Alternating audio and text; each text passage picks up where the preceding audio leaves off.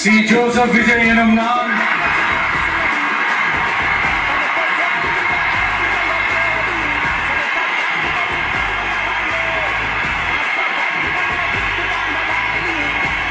சட்டப்படி அமைக்கப்பெற்ற